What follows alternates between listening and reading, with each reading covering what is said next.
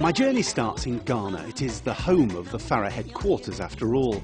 And as I cross the borders of the different African countries, I thought it would be good to hear a little of that nation's local music while I set the scene.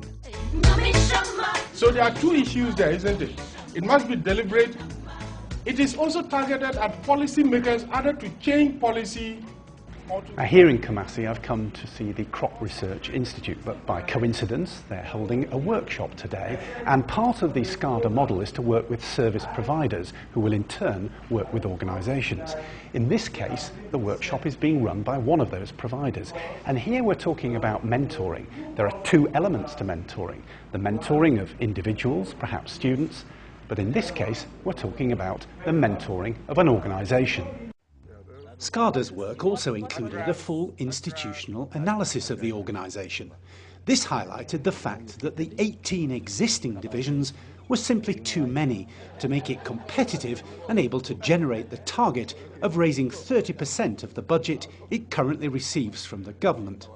The mentoring programme also helped to clearly define the roles of departmental heads. Through the institutional analysis, we were able to put some of the divisions together. And as I speak to you now, through the analysis and the training we've been having, it took us quite some time before people, accepted the change. But now I am happy to announce that we now have 10 divisions. And this, would make us more effective and efficient in doing, business here. We scan them. This is for one person. In the library of the Crops Research Institute, Laurencia Agbenyeke is a prime example of how Scarda has built a platform for improved support for research. When they assessed the organisation, there was no librarian, and they also pinpointed a shortfall in information delivery. So they funded Laurencia on a university librarianship course. Information is the lifeline of the research institute like this. And somehow it will help the institute very well because our information system is disorganized somehow before Scarda came in. So with this experience, I'm going to help to organize all the information, especially the information generated by the researchers in the institute. So let's now go out in the fields where staff like Deputy Director Stella Enin, the Scarda Change Champion at the Institute, is proudly inspecting one of her own crops. She says there are clear examples of where change management and capacity building has helped to tackle a fundamental problem of attrition at the organisation.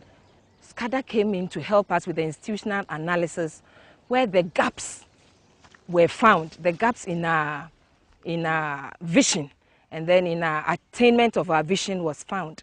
And so one of the main gaps was this attrition and capacity building.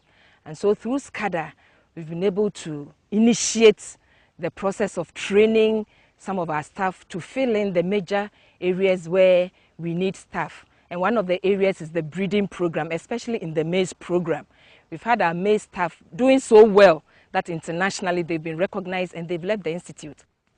And in an adjacent field is an example of the work supporting that maize programme. It's about producing a blend of normal maize, which is high yielding, with QPM or quality protein maize, which is high in protein. Here we have germplasm from the various programs from IIT and CIMIT. We are just observing. Tengen Kubal Banoa was a technical officer on the maize programme, and Scarda's support for his retraining and research meant he was able to develop his work on the project that's so important to the Institute. It's not just bulk, but quality. So we want to improve on this so that the farmers can improve on their yields and at the same time get the quality protein maize in it. The story of quality protein maize in Ghana is such that we really need it because it helps our women to wean their children because, our poor farmers are not able to provide protein for their needs. But the quality protein maize will help them to be able to at least increase or improve on their health standards. Idea to continue.